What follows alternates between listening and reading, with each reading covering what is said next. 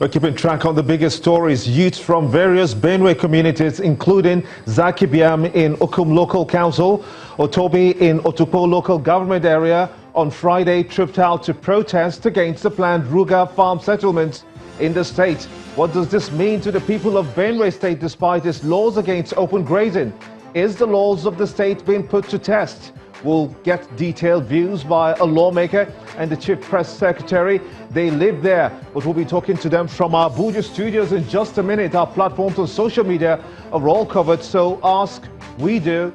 Should the government establish cattle colonies or Ruga, that's the cattle colonies in Hausa language, or should they stop that plan? Data feeds are coming through in one place simultaneously. Be part of the show. Tweet at Gimba Umar CTV. Use the hashtag State of the Nation. Let's get your thoughts in.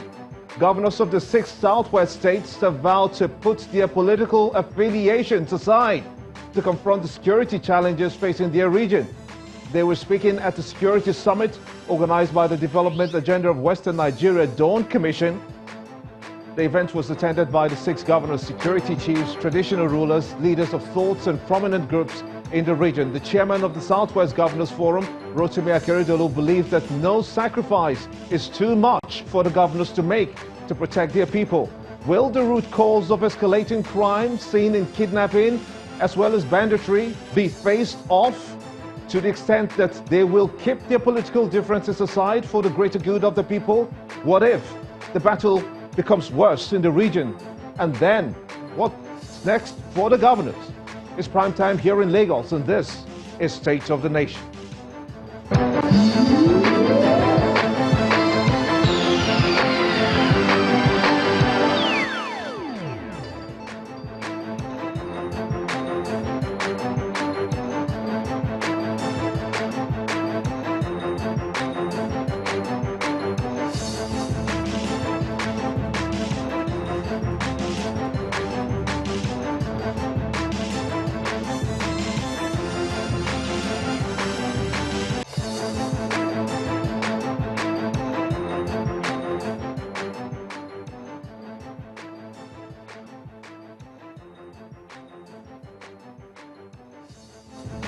Welcome everyone in Nigeria and the rest of the world. I am Gimba Umar and this is State of the Nation. We begin with the federal government's plan to establish cattle colonies, or Ruga if you will, that's in the Hausa parlance, in 12 states of the country.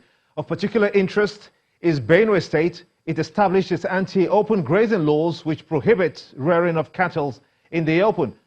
It went further, of course, to say that it has no land left to accommodate the government's Ruga plans. Senator Emmanuel Okijev from Benue State, as well as Teva Akase, the Chief Press Secretary, joins us from our Abuja studios. Many thanks indeed for coming on State of the Nation to both of you. Let me start with you, Chief Press Secretary, the CPS. You say that your state has no land for herdsmen to graze their cattle and no land whatsoever for the government's planned Ruga cattle colonies. Why? Very, very absolutely correct, Gemba. Where would Benue have as much land as 31,000 hectares? I mean, that is almost like the size of a local government area in Nigeria that you are demanding. And if you look at that, in the end, even the pilot Rugas that they want to establish, if you take that statistics, at the end of the pilot, in the pilot states, which will be 12, what these people will have will be 72 new local government areas. Only in Benue, if you say you are having 6 Rugas, that is an equivalent of 6 local government areas. So where we would have the land to allocate for the establishment of Rugas? We don't have. The land that we have is for the establishment of ranches. And we have said this clearly. The law of Benue State 2017, the Open Grazing Prohibition and Ranches Establishment Law, is very clear in its provisions on how land can be acquired for the establishment of a ranch. And this was made publicly. All stakeholders were involved, including the herdsmen who have today said they were not involved. So we are surprised because this issue of Ruga is a later day that issue. point It where you wasn't brought part in of the herdsmen. Let me butt in at that point where you brought in the herdsmen. Senator Okejev, you were in the heart of the herdsmen clashes in Benue State and indeed the Middle Belt area. As a matter of fact, then as a member of the House of Representatives and chairman, House Committee on Rules and Business, you proposed disarming of the herdsmen. I remember very clearly on this show. Are you now more at ease that the attacks by herders has largely been contained?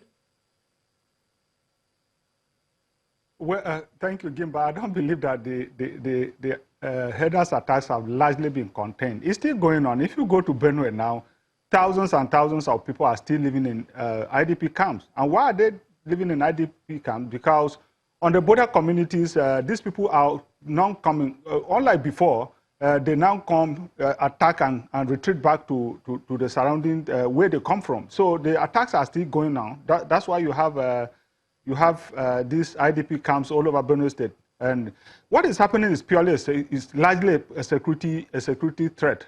I don't know why people are not seeing it that way.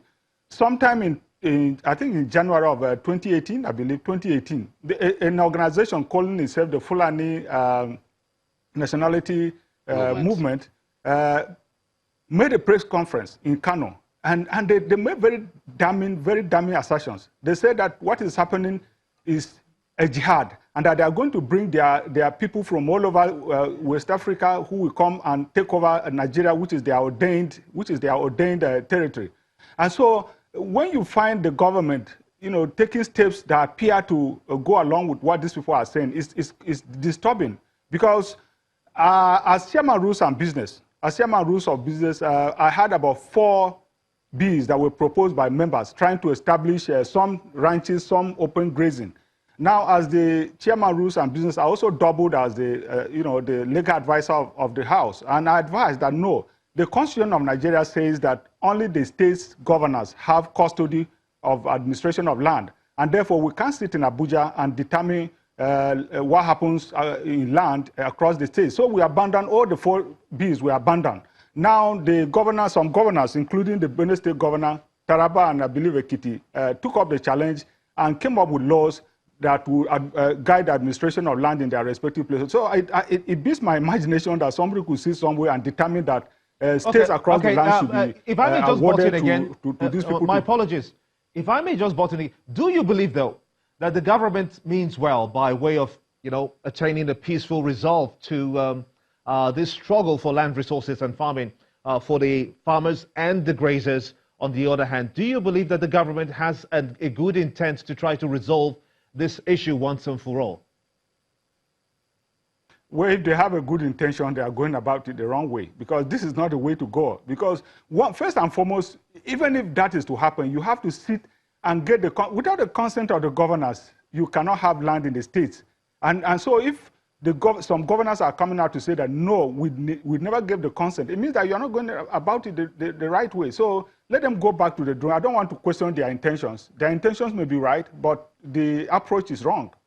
Teva, what options, in your view, are there for the state governor, Samuel Ortom, because he's largely been embittered by this move, I can imagine?